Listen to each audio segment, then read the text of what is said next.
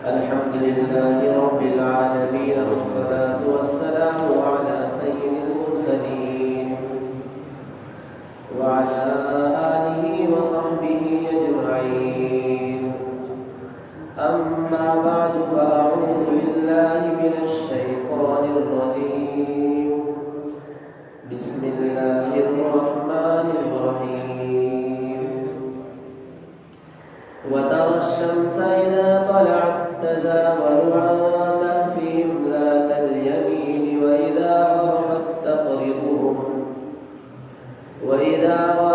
تقرضهم ذات الشمال وهم في فجوة منه.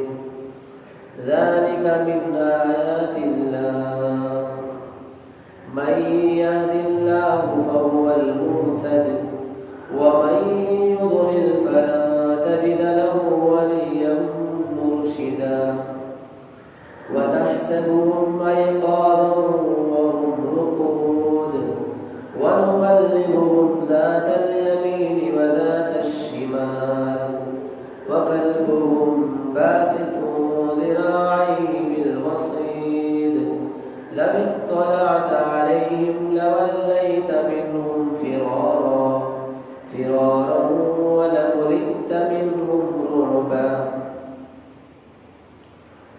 اور اے مخاطب، جب دھوپ نکلتی ہے تو تو اس کو دیکھے گا کہ وہ ان کے غار کی داہنی جانب کو بچی رہتی ہے، اور جب چھپتی ہے تو غار کے بائیں طرف ہٹی رہتی ہے، اور وہ لوگ اس غار کے ایک فراخ موقع میں تھے.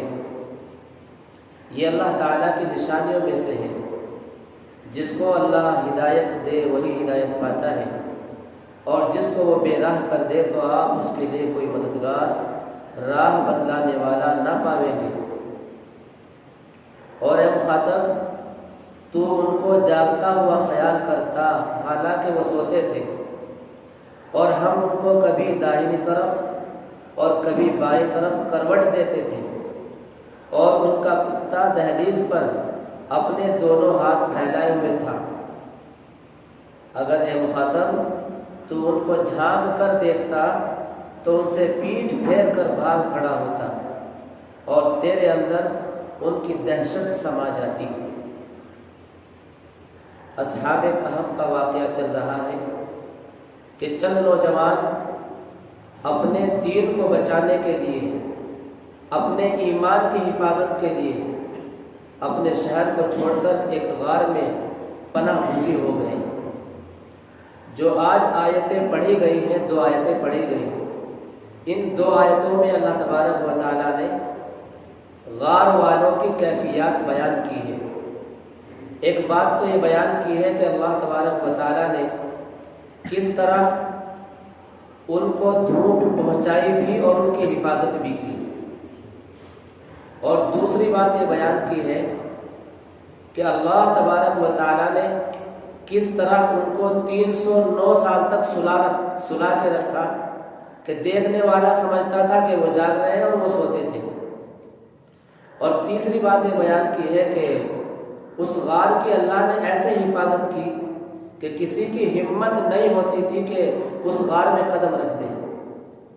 اور یہ باتیں اللہ نے بیان کی ہیں.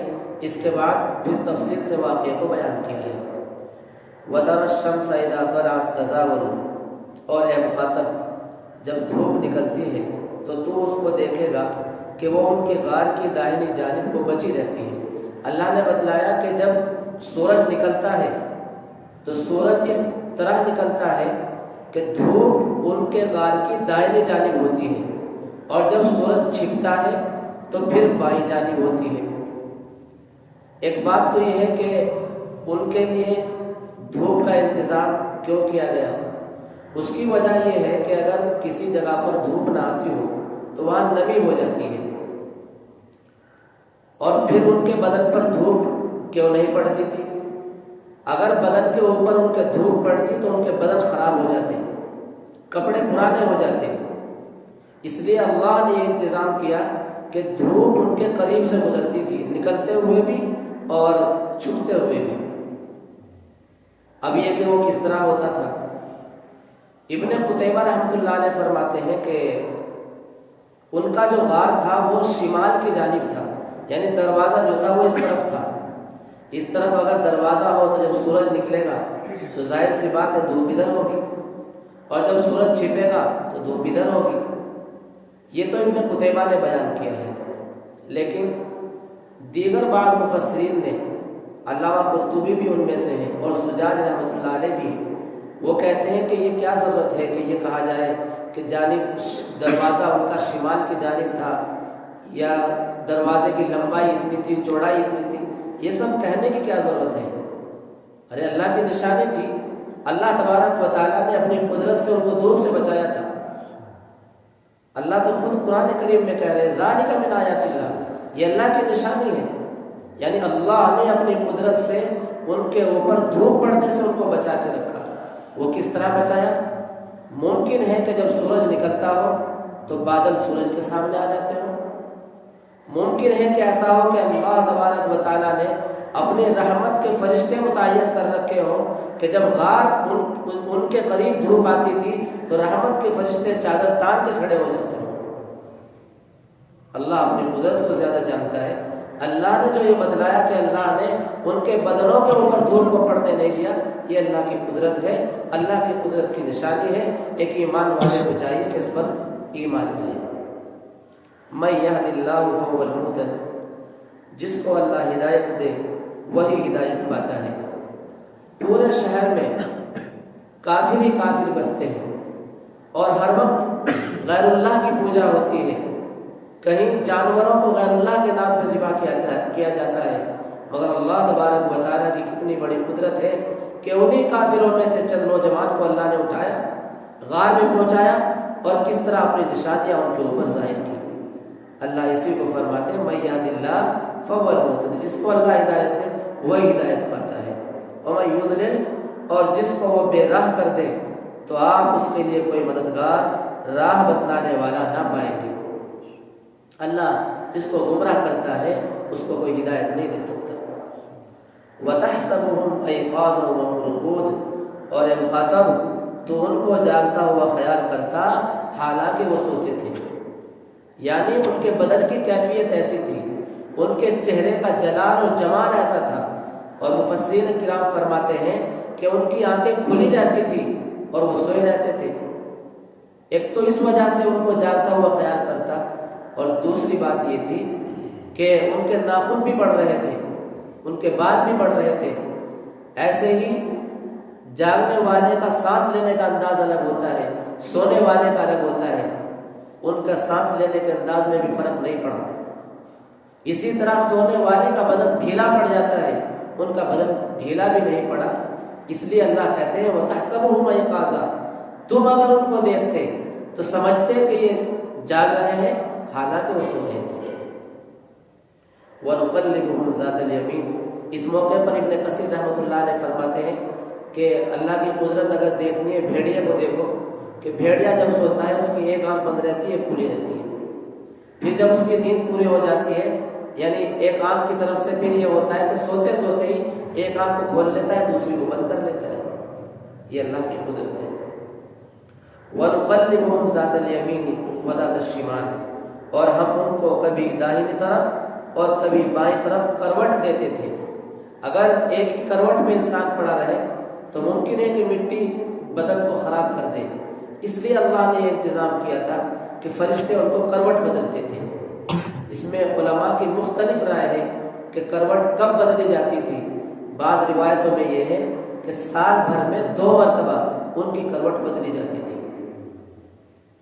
وَقَلْبُهُمْ بَاسِطٌ ذِرَاعَيْهِ بِالْوَصِيلِ، اور ان کا کتا دہلیز پر اپنے دونوں ہاتھ پھیلائے ہوئے تھا، یعنی جس طرح کتے کا انداز بیٹھنے کا ہوتا ہے، آگے کے 2 پیر کو پھیلا لیتا ہے اور پھر بیٹھتا ہے، کتا اس غار کی چوکھٹ پر اپنے پیر کو پھیلائے ہوئے بیٹھا تھا۔ اب یہاں کتے کے تعلق سے چند مسائل علماء نے بیان کیے ہیں۔ علامہ قرطبی رحمۃ اللہ علیہ نے بھی ان کو بیان کیا ہے۔ فرماتے ہیں کہ اگر حدیث میں دیکھیں تو حدیث میں تو یہ آیا ہے کہ جس گھر میں تصویر یا کتا ہو اس میں رحمت کے فرشتے نہیں آتے، تو اصحاب کہف کے ساتھ کتا کیوں تھا؟ ایسے ہی حدیث میں آتا ہے کہ 3 کتوں کو پالنے کی اجازت ہے، 3 کتوں کے علاوہ اور دوسرے کتوں کو پالنے کی اجازت نہیں، نہ بیچنے اور خریدنے کی اجازت ہے۔ ایک تو وہ کتا جو شکاری ہو، شکاری کتا وہ ہوتا ہے، سورہ مائدہ میں اس کا بیان گزر چکا، جس کو سکھا دیا جاتا ہے اور پھر اس کے ذریعے سے شکار کیا جاتا ہے۔ جیسے پہلے تیر کے ذریعے شکار کرتے تھے، ایسے ہی کتے کے ذریعے بھی شکار کرتے تھے۔ ایک تو ہے شکاری کتا، اور دوسرا وہ کتا جو جانور یعنی بکریاں یا چھوٹے جانوروں کی حفاظت کے لیے رکھا ہو، کہیں چور وغیرہ نہ کھول کر لے جائے، اور تیسرے وہ کتا جو کھیتی کی حفاظت کرنے کے لیے ہو۔ ان 3 کتوں کے پالنے کی تو اجازت حدیث میں ملتی ہے، اس کے علاوہ شوق میں کتے کو پالنا یہ جائز نہیں ہے۔ کتے کو کھلانا، اس کے اوپر رحم کرنا یہ الگ بات ہے، کرنے چاہیے، لیکن پالنا، شوق میں کتوں کو رکھنا یہ جائز نہیں ہے۔ ایک بات تو یہ بیان کی ہے، اور دوسری بات یہ بیان کی علامہ قرطبی رحمۃ اللہ علیہ نے کہ اللہ تبارک و تعالیٰ نے اس کتے کو چند قدم اصحاب کہف کے ساتھ چلنے کی وجہ سے کتنی فضیلت عطا کر دی کہ قرآن میں اس کا ذکر ہے۔ ابن عطیہ رحمۃ اللہ علیہ فرماتے ہیں کہ میرے والد صاحب نے ابو الفضل جوہری رحمۃ اللہ علیہ کو سن 469 ہجری میں مصر کی جامع مسجد میں بیان کرتے ہوئے سنا کہ ان من احب اہل الخیر نال منہم البرکۃ، کہ جو شخص علماء سے، صلحاء سے، اللہ والوں سے محبت کرتا ہے، اگرچہ اس کے اعمال کمزور ہوتے ہیں مگر اللہ تبارک و تعالیٰ اس محبت کی برکت سے ان کی نیکیوں میں اس کا حصہ کر دیتے ہیں۔ فرماتے ہیں کہ اللہ تبارک و تعالیٰ نے اصحاب کہف کے ساتھ کتے کے رہنے کی وجہ سے کتے کو فضیلت بخشی۔ علامہ قرطبی رحمۃ اللہ علیہ فرماتے ہیں وہ مومن جو ایک اللہ کو ماننے والا ہو، اللہ کے رسول کو ماننے والا ہو، قرآن کو ماننے والا ہو، اگر اللہ والوں سے محبت رکھے گا کیا اللہ اس کی فضیلت نہیں، اللہ تبارک و تعالیٰ اس کے درجات کو نہیں بڑھائیں گے؟ اس کے بعد علامہ قرطبی رحمۃ اللہ علیہ نے ایک حدیث ذکر کی حضرت انس رضی اللہ تعالیٰ عنہ کی۔ فرماتے ہیں عن انس رضی اللہ تعالیٰ عنہ قال بین انا ورسول اللہ صلی اللہ علیہ وسلم خارجان من المسجد، کہ میں اور رسول اللہ صلی اللہ علیہ وسلم ایک مرتبہ مسجد سے نکل رہے تھے۔ فلقینا رجل عند سدۃ المسجد، کہ اسی دوران ایک شخص آیا اور اس نے مسجد کے دروازے پر ہی حضور صلی اللہ علیہ وسلم سے ملاقات کی اور پوچھا متی الساعہ، اللہ کے رسول قیامت کب آئے گی؟ حضور صلی اللہ علیہ وسلم نے کہا ما اعددت لها، تم نے قیامت کی کیا تیاری کر رکھی ہے جو تم اتنی جلدی کر رہے ہو پوچھنے میں؟ تو فرماتے ہیں فکان الرجل استکانا، وہ شخص ہکا بکا رہ گیا اور اس نے کہا ما اعددت لها کثیرا من صلاۃ ولا صیام ولا صدقہ، اے اللہ کے رسول نہ تو میری نمازیں زیادہ، نہ نفل روزے زیادہ، نہ نفل صدقات زیادہ، لیکن ولکنی احب اللہ ورسولہ، لیکن میں اللہ اور اس کے رسول سے محبت کرتا ہوں۔ تو حضور اکرم صلی اللہ علیہ وسلم نے فرمایا انت مع من احببت، تو اگر اللہ اور اس کے رسول سے محبت کرتا ہے تو قیامت کے دن اللہ اور اس کے رسول کے ساتھ ہوگا۔ حضرت انس رضی اللہ تعالیٰ عنہ فرماتے ہیں فما فرحنا بعد الاسلام اشد من قولی ما انت مع من احببت۔ حضرت انس فرماتے ہیں کہ اللہ کے نبی کی زبان سے جب ہم صحابہ نے یہ بات سنی تو ہمیں اس سے زیادہ کبھی خوشی نہیں ہوئی جتنی اس بات کو سن کر کے ہوئی۔ میرے اور آپ کے لیے تو بڑی خوشی کی شاید بات نہ ہو، کیونکہ صحابہ کرام کی حالت کیا تھی کہ وہ بازی لگایا کرتے تھے کہ صبح کون اٹھ کر کے سب سے پہلے اللہ کے نبی کا دیدار کرے گا۔ تو فرماتے حضرت انس رضی اللہ تعالیٰ الحمدللہ انی احب اللہ و رسولہ، کہ اللہ کا شکر ہے میں اللہ کے رسول سے محبت کرتا ہوں، میں اللہ سے محبت کرتا ہوں، وابا بکر، حضرت ابو بکر سے محبت کرتا ہوں، حضرت عمر سے محبت کرتا ہوں، وارجو اللہ ان اکون معهم، اور مجھے امید ہے کہ میرے اعمال چاہے کمزور ہوں لیکن ان کی محبت کی وجہ سے اللہ مجھے جو ہے قیامت کے دن ان کے ساتھ کرتا ہے۔ اسی کو کسی شاعر نے یوں بھی کہا ہے، احب الصالحین ولست منهم، میں نیک لوگوں سے محبت کرتا ہوں لیکن نیک نہیں ہوں۔ لعل اللہ یرزقنی صلاحا، اللہ سے میں امید کرتا ہوں کہ اللہ اس محبت کی وجہ سے ہی مجھے نیک بنا دے گا۔ شیخ سعدی رحمت اللہ علیہ نے ایک شعر ذکر کیا ہے، وہ فرماتے ہیں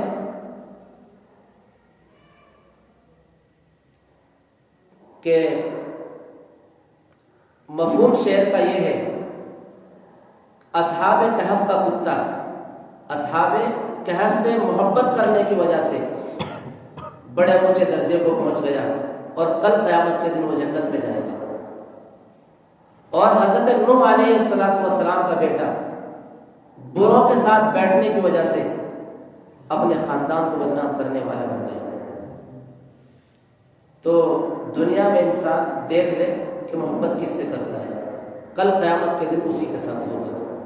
اگر اچھے لوگوں سے محبت ہے تو اچھوں کے ساتھ ہوگا، اور برے لوگوں سے محبت ہے تو بروں کے ساتھ ہوگا۔ لَوِ اطَّلَعْتَ عَلَيْهِمْ لَوَلَّيْتَ مِنْهُمْ فِرَارًا، اگر اے مخاطب تو ان کو جھانک کر دیکھتا تو ان سے پیٹھ پھیر کر بھاگ کھڑا ہوتا اور تیرے اندر ان کی دہشت سما جاتی۔ یعنی اللہ نے اس غار کے اندر ایسا خوف، ایسی دہشت رکھ رکھی تھی کہ اگر کوئی اس غار کے اندر جانے کی کوشش کرتا تو ایک خوف کی وجہ سے اس کو پلٹنا پڑتا تھا۔